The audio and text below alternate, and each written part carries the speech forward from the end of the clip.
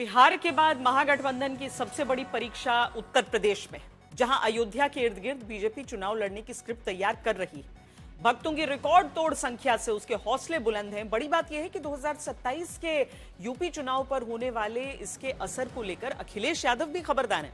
साल 2017 और साल 2022 में हारने वाले अखिलेश यादव जानते हैं कि बीजेपी का धार्मिक कार्ड अगर चल गया तो फिर उनकी हार की हैट्रिक तय है। इसीलिए अखिलेश की तरफ से एक ऐसी रणनीति पर काम हो रहा है जिससे बीजेपी उन्हें हिंदू विरोधी भी नहीं कह पाएगी और राम मंदिर के दर्शन करके उत्तर प्रदेश में हिंदू वोट एकजुट बीजेपी के पास न होने पाए। जब राष्ट्रीय स्वयंसेवक संघ जैसे यशस्वी संगठन के हाथों में कमान आई तो हर एक मुंह से बिना किसी परवाह करके एक ही उद्घोष निकलता था कि रामलला हम आएंगे, मंदिर वहीं, लाठी गोली खाएंगे, मंदिर वहीं। राम मंदिर ध्वजारोहण से बीजेपी ने 2027 के चुनाव की अपनी स्क्रिप्ट तय कर दी। सवाल है कि 2027 के चुनाव में राम को अपनी सबसे बड़ी ताकत बनाने जा रही बीजेपी को अखिलेश यादव इस मंदिर के जरिए कैसे रोकने की सोचते हैं। यह मंदिर कहां बन रहा है, इसे कौन बनवा रहा है? केदारनाथ की तरह दिखने वाले इस मंदिर को अखिलेश यादव की तरफ से मंदिर राजनीति का नया मंदिर कार्ड कैसे माना जा रहा है? अखिलेश यादव का शिव मंदिर से क्या रिश्ता है? इसे समझने से पहले एक बार फिर बीजेपी की रणनीति को समझिए। जिन्होंने श्री राम को विकास का ब्रांड बनाकर जाति से हटकर हिंदुओं को एकजुट करने की कोशिश की, जातिवाद की काट के लिए हिंदू समरसता का नया नारा दिया और कांग्रेस समाजवादी पार्टी जैसे विरोधियों का नाम लिए बगैर रामत्व को नकारने वालों को आड़े हाथ हो लिया। ये गुलामी की मानसिकता ही है जिसने इतने वर्षों तक रामत्व को नकारा है। भारत के हर घर में, हर भारतीय के मन में और भारतवर्ष के हर कण कण में राम है, लेकिन गुलामी की मानसिकता इतनी हावी हो गई कि प्रभु राम को भी काल्पनिक घोषित किया जाने लगा।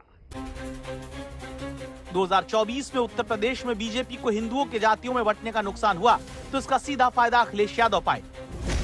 साल 2019 के मुकाबले 2024 में समाजवादी पार्टी के गठबंधन को उत्तर प्रदेश में कुर्मी कोयरी वोट पर 20% का फायदा हुआ था। यादव वोट 20% ज्यादा मिला, अन्य ओबीसी 16% ज्यादा मिला, गैर जाटा वोट भी 14% बढ़ा था। सिर्फ उत्तर प्रदेश की बात करें तो यहाँ 17 सीटें दलितों के लिए लोकसभा में आरक्षित हैं, जहाँ पिछली बार 15 सीट जीतने वाले एनडीए को 2024 के चुनाव में सिर्फ 8 सीट मिली और जिस इंडिया गठबंधन को उत्तर प्रदेश में 2019 में दलित आरक्षित सीट एक भी नहीं मिली थी, उसे भी 8 सीट मिलती है। अन्य को इस बार 1 सीट मिली। यानी यूपी में जो सबसे बड़ा नुकसान बीजेपी को हुआ उसमें भी दलित वोट एक बड़ी वजह रहा। तो हिंदू वोट बंटने से बीजेपी के खाते से 2019 के मुकाबले 29 सीट कट गई और सीधा फायदा अखिलेश यादव और उनके गठबंधन को हुआ, जिन्हें साल 2024 के चुनाव से पहले राम मंदिर पर बीजेपी की तरफ से घेरने की कोशिश नाकाम हो गई। भैया अखिलेश, आपको और डिंपल भाभी को प्राण प्रतिष्ठा का निमंत्रण मिला था या नहीं मिला था? मैं बता देता हूं, ये सभी को ट्रस्ट वालों ने निमंत्रण भेजा था मगर प्राण प्रतिष्ठा में नहीं गए। क्यों नहीं गए भाई इटावा वालों?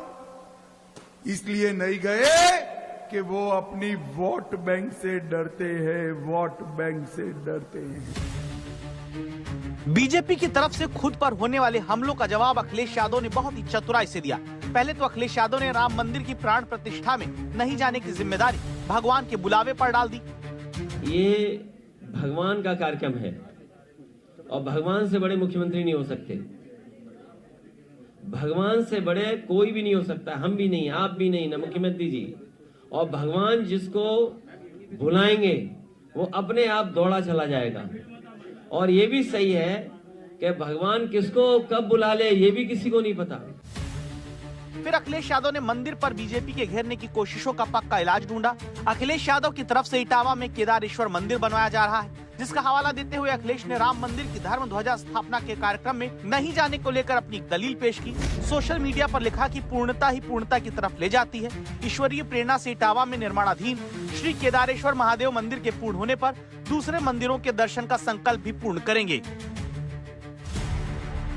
तो अखिलेश यादव इटावा में बन रहे इस केदारेश्वर मंदिर के बन जाने के बाद किसी दूसरे मंदिर में दर्शन के लिए जाएंगे। और दिलचस्प बात यह कि केदारनाथ मंदिर की तरह बनते इस मंदिर का काम अगले 2-3 साल में पूरा होने का दावा किया जाता है। यानी साल 2027 के चुनाव के बाद अगर ये मंदिर बनकर तैयार हुआ तो क्या तब तक उत्तर प्रदेश में अयोध्या के राम मंदिर तक अखिलेश यादव के जाने की उम्मीद नहीं है?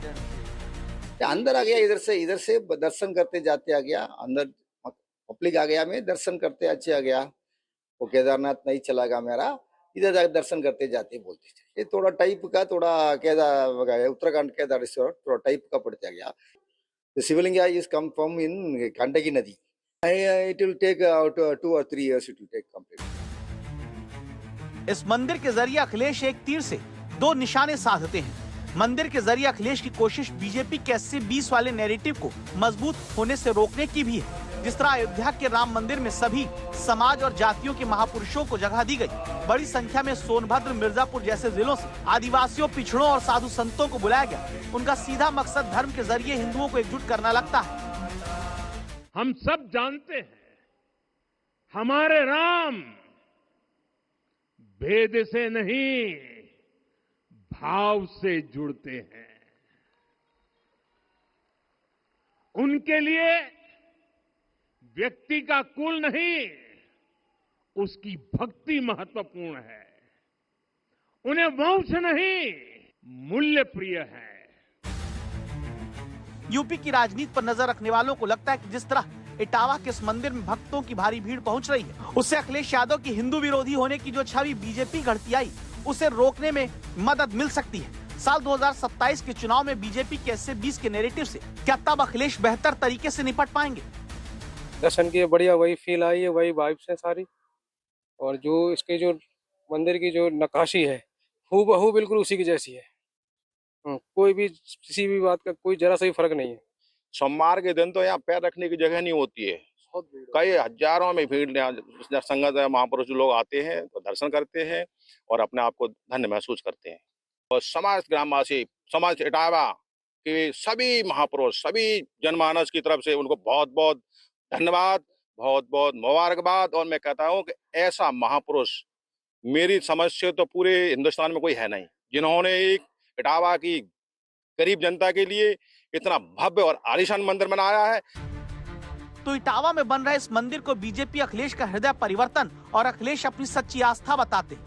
अखिलेश की इस एक सियासी चाल से हिंदू वोट पर एकाधिकार करने की सोच रही बीजेपी की रणनीति तब क्या कमजोर हो जाएगी?